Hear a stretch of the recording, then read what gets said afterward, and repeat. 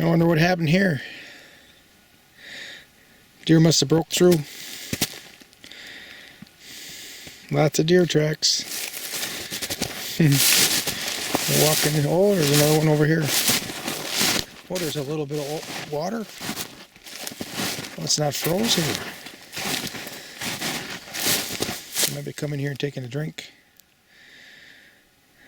Huh. Lots of activity. You'll be able to see it come right, first one come right through that little opening right in the center. There, see? Looking over here at the car now. They're saying, why aren't you bringing me some food?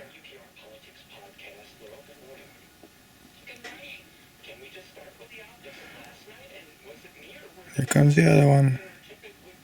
Well, those are both old does. That might be those 3 old does that showed up once.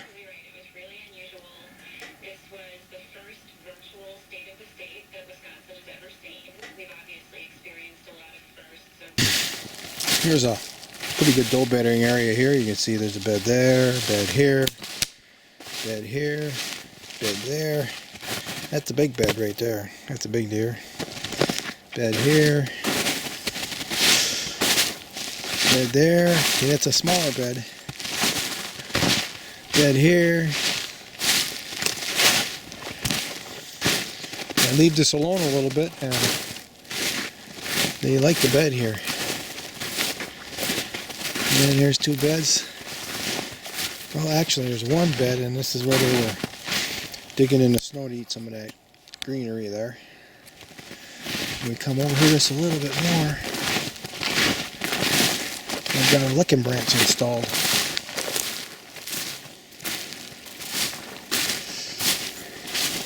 Right here. I had a trail camera on it for more than a year, and then I took it down in September and I put it in a different spot. But when I checked on it in December, this was really open here.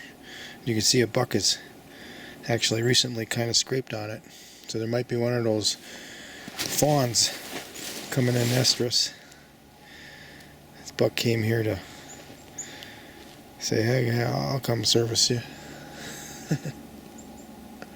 Volunteer buck. Alright, we're going to come back here and take a look at some hinge cutting I did last year, and I want to thin it out. I wanted to see which ones would live, if any. The ones that died, I want to put it on the ground. It's sort of a chop and drop. I'll get back to you.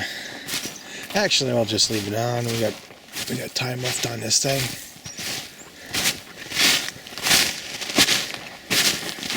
Well, actually, not that much, but I'm just virtually 2 minutes away.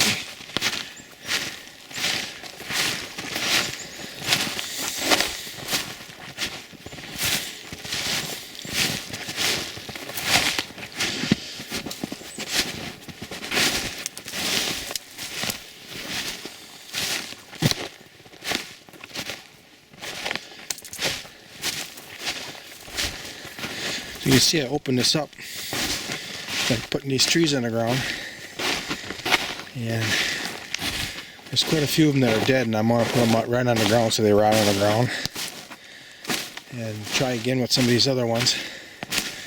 At some point some of them are going to live, and then that'll become browse for the deer.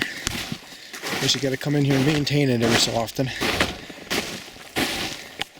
because the branches that shoot up out of the hinge cut get to be bigger.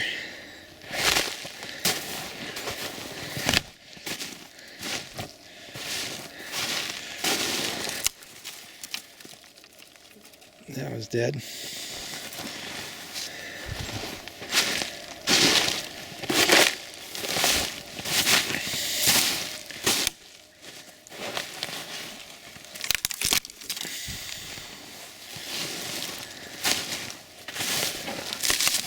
So really they're all pretty dead.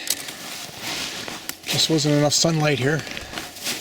We're going to put a couple more down after we put these on the ground, and they have a little better chance to live because we'll open it up a little more. Really what I want to do is put down all these trees that are to the south. And the idea is to create pockets of different layers of canopy. And in this pocket I want, or what's going to happen is all the smaller trees are going to start shooting up out of the ground. And you'll get more stems in this little area here. I got another one going on here about 75 yards away in that direction. I will check on that too if I got enough battery left on my saw. I'm using an electric chainsaw now. I've been using it for like 2 years now, and I really like it. It's nice and quiet. Don't have the exhaust fumes of smell. I did a little work yesterday, and I got half a battery left yet, so I don't know how long it's going to last. I put a new chain on it so it'll last longer. So I'm going to get to work. I'll show you after I'm done. Got a battery on our chainsaw already. And I left this tree here because it was still alive. You can see the little sprigs growing off of it. Deer are munching on them. I left this one, even though it's dead, because it's supporting this one that's alive. And you can see the stumps here. These are the trees that I felled, and they're all laying on the ground. I'm going to leave them here. I'm not going to use them for firewood. This is a version of chop and drop. And all this cellulose is going to be broke down by the various soil life and become fertilizer for trees in the future. And I opened it up a little more. That tree there is kind of problematic. I'm not sure how I'm going to cut that one yet. It's got kind of a weird lean. I can't really think about it. It's when I come in here, it'll be the first one I do. I'll be fresh, both physically and mentally, to think about how I'm going to cut it, how I'm going to escape it once it's cut deep enough. So here's another one that's really crooked and going to be problematic, but it's to the back or to the north or to the shade side of the opening I'm creating, so I'll probably just leave them. Maybe I'll get a professional in here one day to knock them down for me.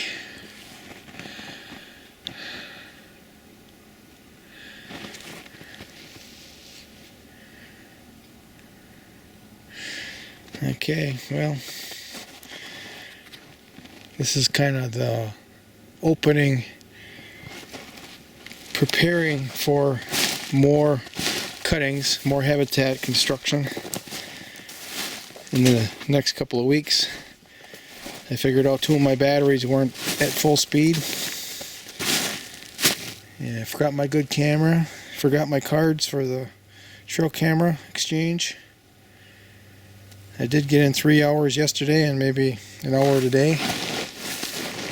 So I think I'll go fishing now. Successful hinge cut.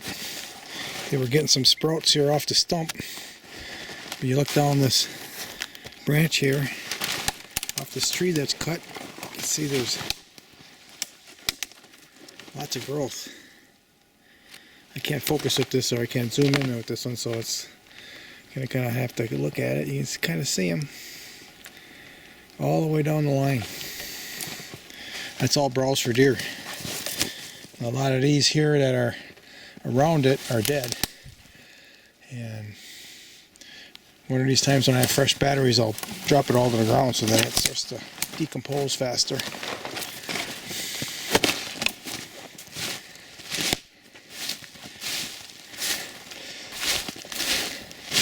You can see the deer are using the open spots around it. Here's some wood here that I can skid out of here with my little sled. Maybe I can do that today since it's already cut. I don't have battery left on my saw to cut anymore, but those are already cut. So here's the end of it. This is the end of that tree that's alive yet. And we have growth all the way to the end of it even. So this one here next door to it is dead. That can get chopped to the ground.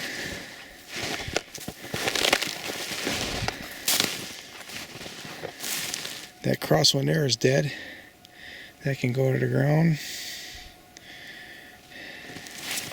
This maple here can get cut up a little more, and that I can skid out of here.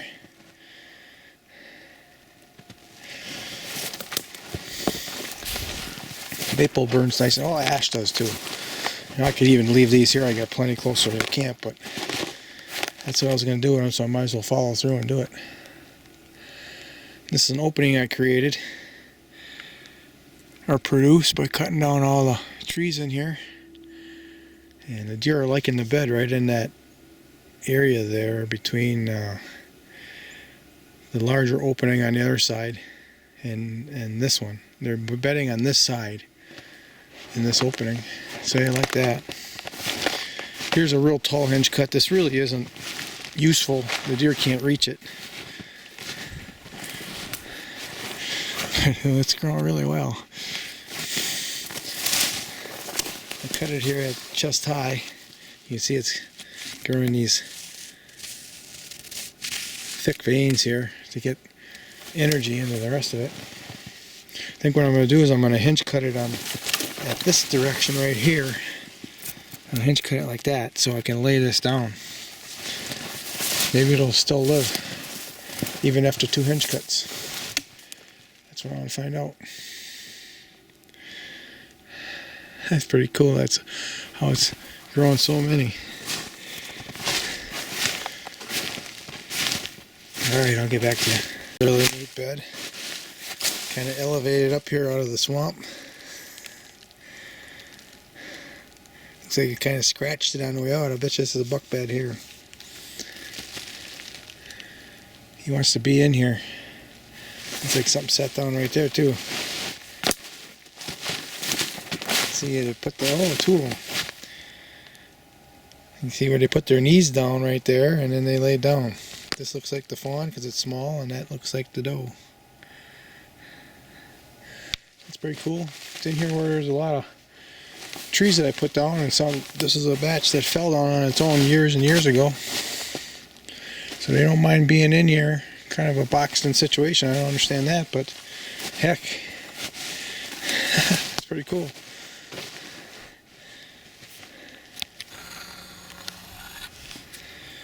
Looks like we had a wolf visit. This is a really big print. Yeah. Hopefully it just goes. 2 of them. Look at that. See, they split.